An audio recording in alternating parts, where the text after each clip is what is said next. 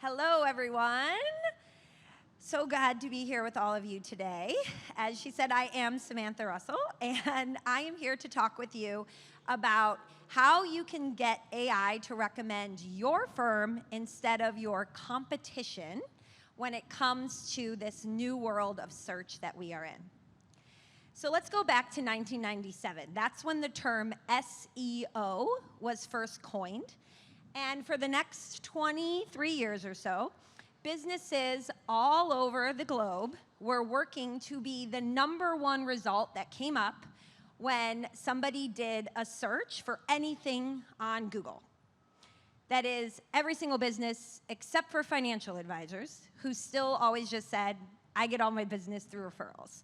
So pretty much up until 2020, SEO was a thing most businesses still didn't care about. And then COVID happens, and we start getting phone calls all the time from people saying, everybody's at home, I need better optimization, I need to be the #1 result, right?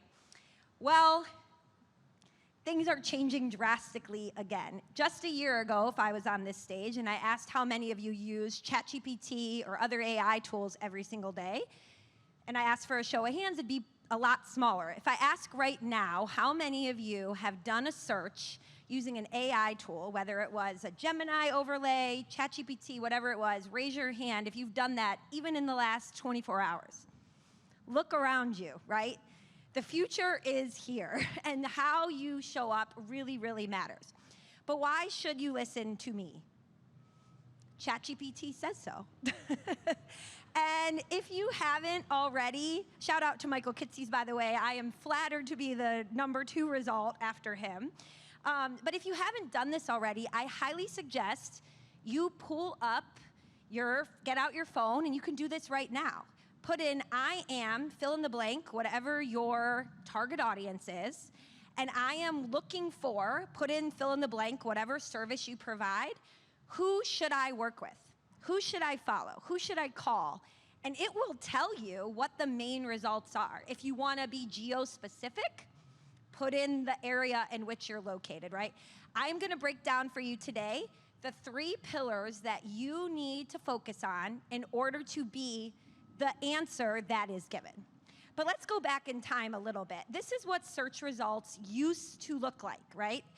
For almost 8 years, I trained people on how to write what's in the red box, the meta title, and what's in the blue box, the meta description, for Google search results. It was what we called the ad copy of search. And what you put there determined whether or not people would click on you. What do they look like today? We no longer get a list of links, we get a list of answers. We don't want to go and click through a million different options. We want to be told, here are the best options for you.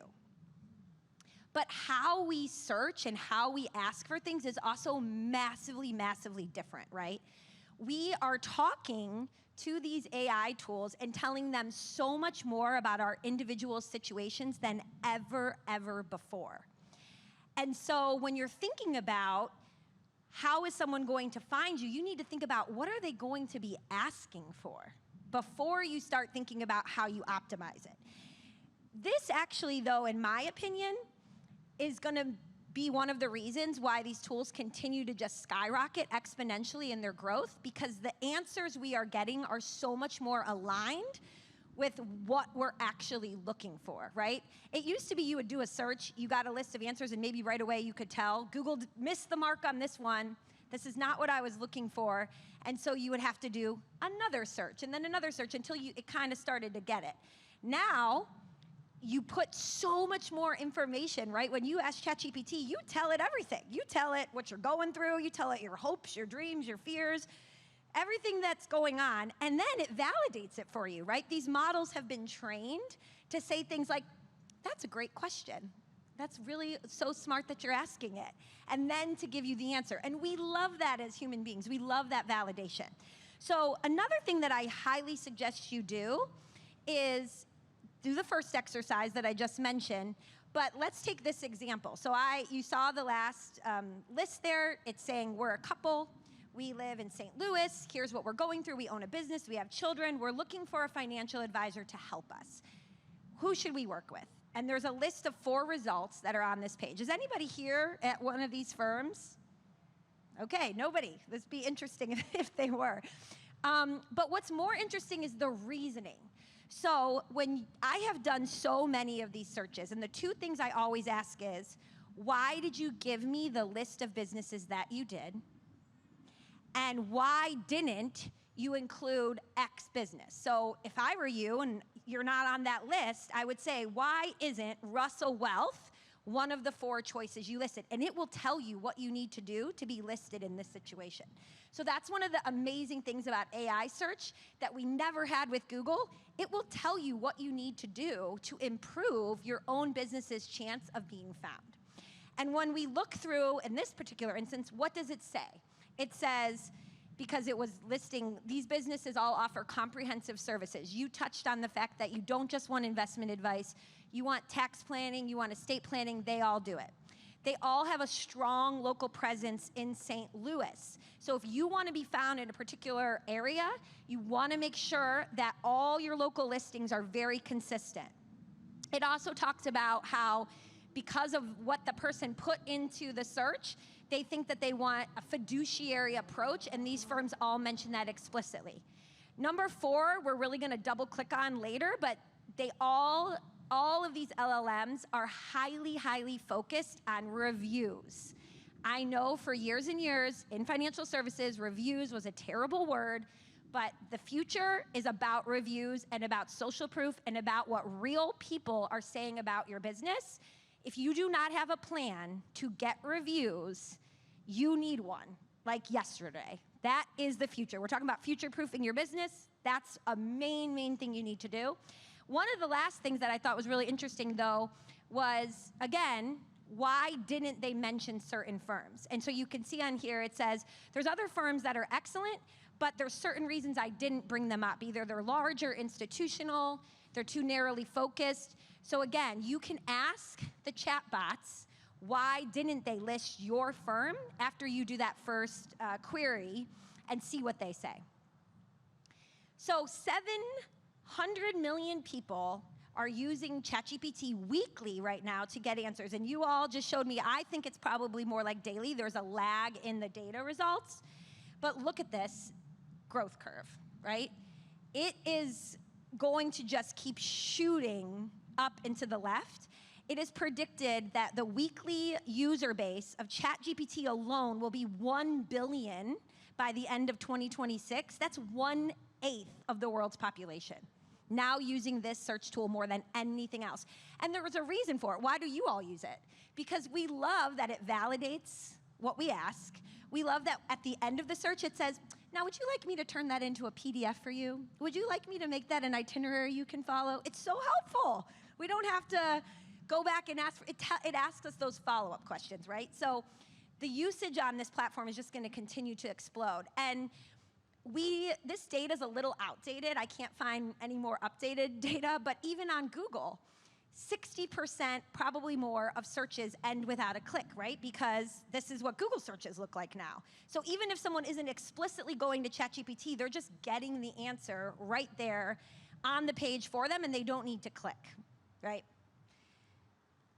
The other thing that we are really paying attention to as marketers is that AI search converts at a much higher rate. So by the time somebody gets your business as the answer, they are in a lot quicker mode, ready to go, ready to call you, ready to book the call, ready to move forward.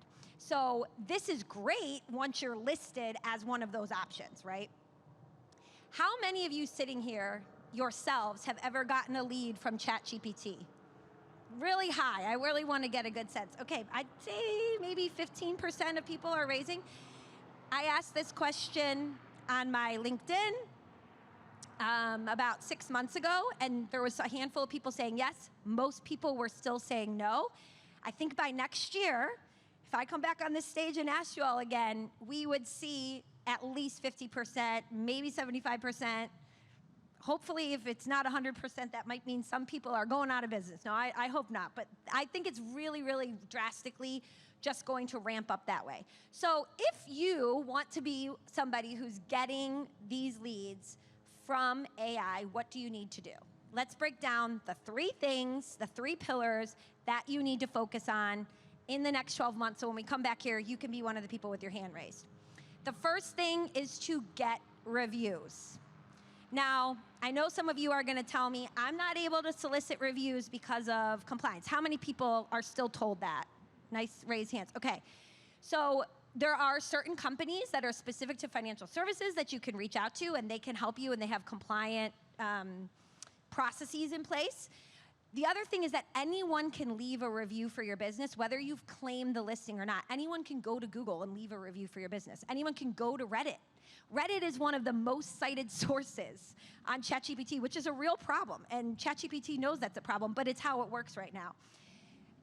You need people, real people, to be talking about your business, because all of these LLMs see real reviews from real people as a source of truth.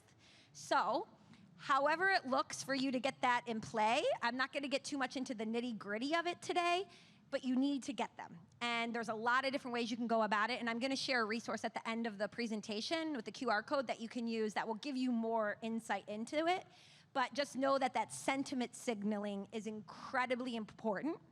And the reason that AI tools lean on reviews is, what are they in the business of doing? They want to give us the best answer, right? So they want to hear from other people who've used the service. I don't know about you, I won't even buy a pair of jeans without reading the reviews, let alone hand over all my wealth to someone, right? So the other thing that's really crucially important, though, the what's in the review matters. So it's not just that, oh, I had a good experience working with Russell Wealth.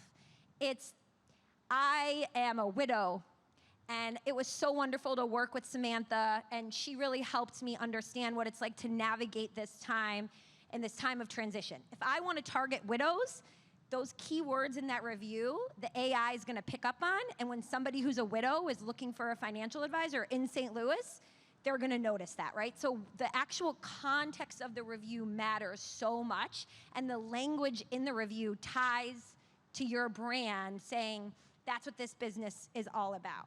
So the more you're mentioned, if you wanna serve business owners in Knoxville, Tennessee, and help them with succession planning and tax strategies, the more the reviews you get mention those particular keywords, the more likely the AI is to surface you for those things.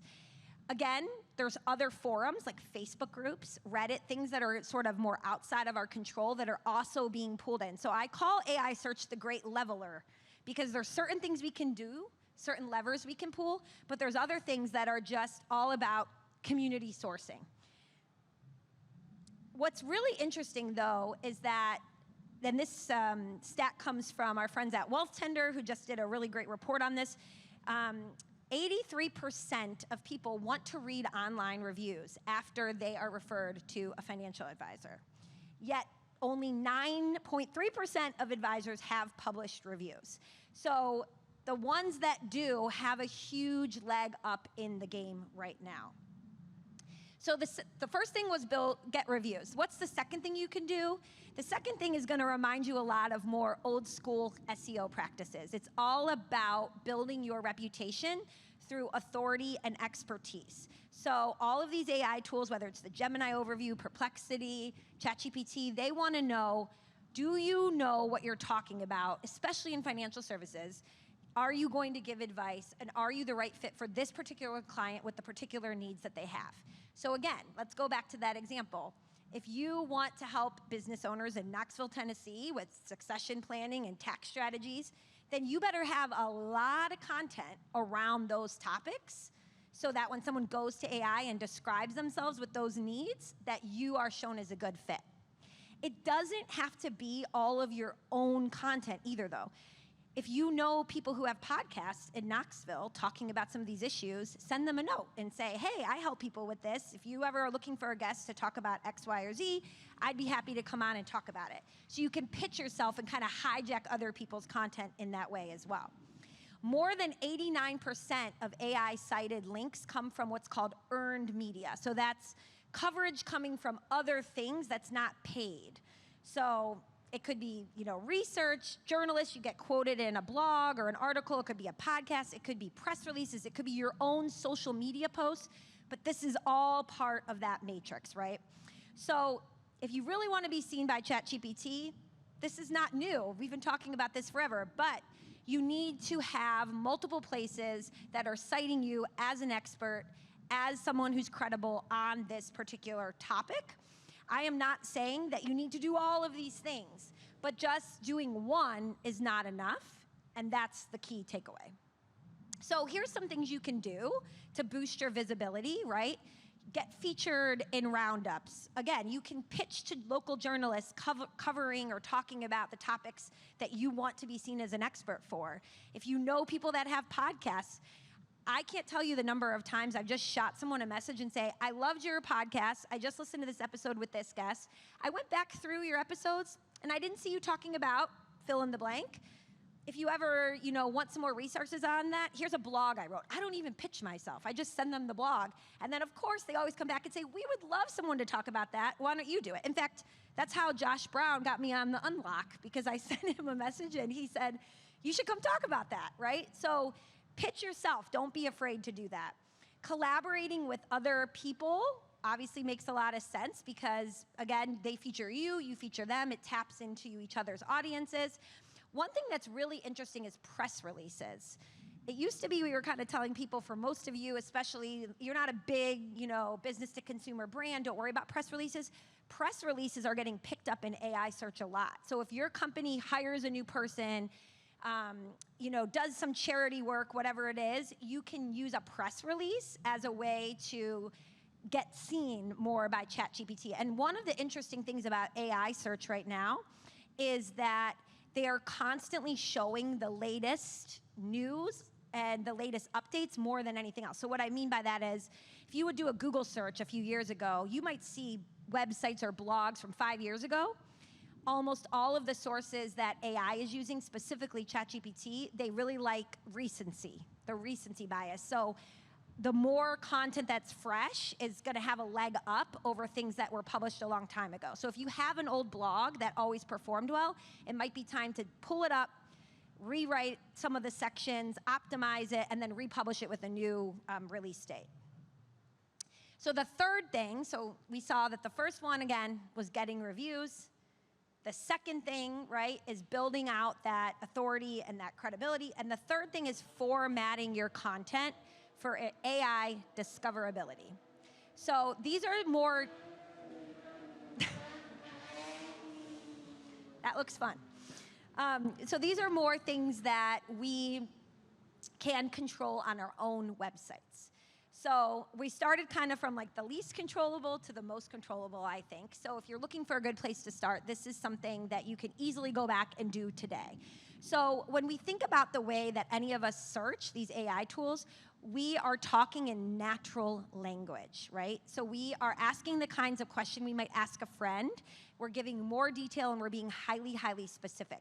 So if you're writing a blog post for your website, you want to structure the content to be the types of questions your clients would ask and actually use the question as the blog post title and the headers within the section.